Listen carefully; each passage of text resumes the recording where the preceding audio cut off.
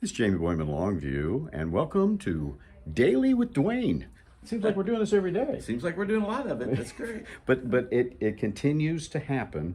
We got more water line breaks out there, right? Yeah, we're still receiving calls about water line breaks. We still got crews out there working those breaks, and there'll probably be some tomorrow, and we'll get those calls in. But that's just kind of the way it is after those hard freezes. Yeah. So how many are we looking at today?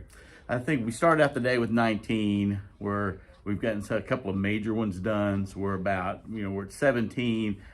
We think we'll probably be at 11 or so by the end of the day. But the ones that are left are relatively small breaks. They're things that we can deal with. We can actually wait if we need to. So. Yeah. Okay. Yeah. Actually, I drove up on one. So I mean, they're just kind of all over the place. Yeah. Yeah. They're happening. And you said sometimes they're just a block away from each other or something like that.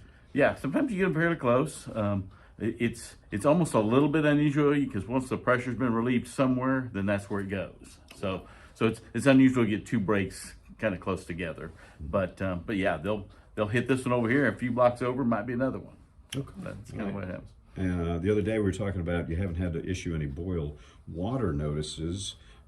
Because you have procedures. What are those procedures? How does that work? Well, one of the things you have to do is you have to maintain 20 pounds of pressure on your system.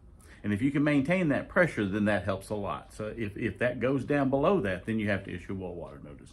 Because our system is so large, it's very easy for us to maintain that pressure as we make those repairs. We usually do most of our repairs under pressure, so we get that done that way.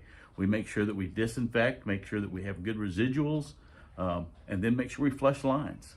So if we do all those things, it doesn't fall into that category where you need to do a boil water notice. Okay. I guess you also do local testing as well. Oh, too. definitely. Yeah, we test. That's part of that checking the residuals I talked about. So we want to check the chlorine residuals in that line to be sure that it's where it needs to be. Okay. All right. So I guess crews still working 24 hours? Well, we have night crews that work. So these crews will work till night. We have night crews that come in and do their thing, and then we hit it back in the morning. So, wow. Yeah, and it's going to be cold again tonight. It's going to be cold. Mm-hmm. Yeah. Mm-hmm. So another reminder: make sure we're dripping those faucets. That's important. Yeah, that's true. That's not over with yet. Right. Yeah. A few more days of that, I guess. Mm-hmm. Yeah. When it gets down below freezing, it's a good idea to do that because, like I said, you'd much rather pay for a little bit of water than you'd have to have a big plumbing bill. So it's much better to do that. Very true. Yeah. And I personally have been fortunate. Maybe you too. Yes, I've had that happen in the past. I sure have. Oh, okay, okay. Yep. And actually, I noticed out front the water's dripping. Oh, yeah, probably is. It probably is. We're getting ready for tonight, so we've got facilities out checking different areas and making sure we're ready. All right, good deal. Anything you want to add? I think that covers it. Yeah. All right, good deal. Oh, is anybody without water right now? No, when we go up and make a repair, sometimes we'll have to shut off and isolate that repair area. So then you might have a couple out of water while we make that repair. Then we get it all pressurized back up, go through the process, and then move on. So it's extremely localized. Yes, very localized at that point. A few houses around the area, I guess. Right. Okay. Yep. All right. Well, thanks again, Dwayne. Appreciate thank you. Man. All right. So there you go. There's your daily Dwayne update. And we probably won't be doing this tomorrow. Okay. I don't know. Maybe we will. You never know what might happen, I guess. That's true. If you get a geyser, you might want to call. Right. Thanks again, Dwayne. Thank you. Appreciate it.